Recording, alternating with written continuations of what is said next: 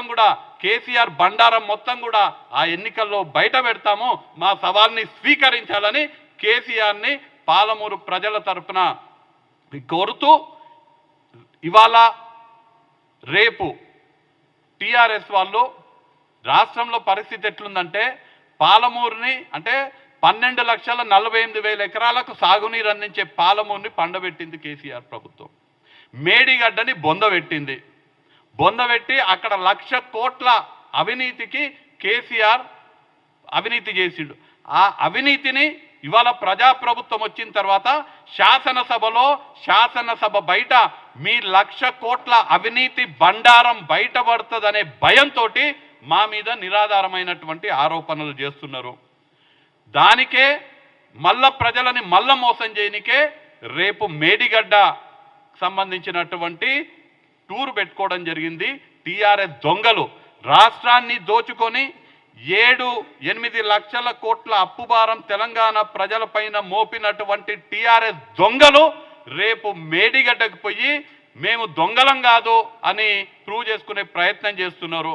మేడిగడ్డ బండారం ఖచ్చితంగా బయటపడుతుంది.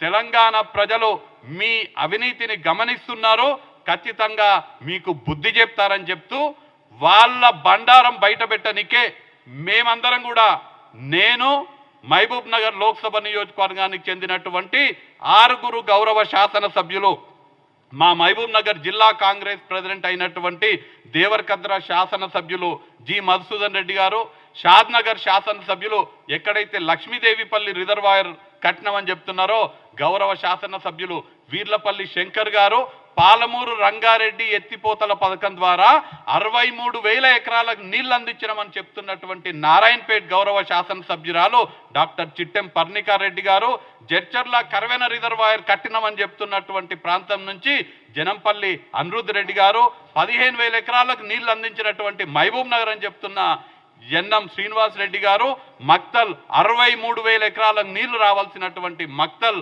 శ్రీహరి ముదిరాజ్ గారు, మేమందరం కూడా మీ బండారం బయటపెట్టనికే మీరు మేడిగడ్డలు ఏమేమి అవినీతి చేసిండ్రు, పాలమూరుని ఎట్లా పండబెట్టిండ్రు, పాలమూరులో మీరు చెప్తున్నది ఏంది, పాలమూరు ఎత్తిపోతల పథకంలో అసలు అక్కడ ఉన్నటువంటి వాస్తవం ఏంది, మీరు పాలమూరులో ఎన్ని కోట్ల అవినీతి చేసిండ్రు, మీ అసమర్థత ఏందో బయట పెట్టనికే మేమందరం కూడా రేపు చెలో పాలమూరు రంగారెడ్డి ఎత్తిపోతల పథకం కార్యక్రమాన్ని రేపు తీసుకోబోతున్నాము. డిసిసి అధ్యక్షులు మధుసూదన్ రెడ్డి గారి ఆధ్వర్యంలో రేపు ఆ కార్యక్రమం ఉంటుంది.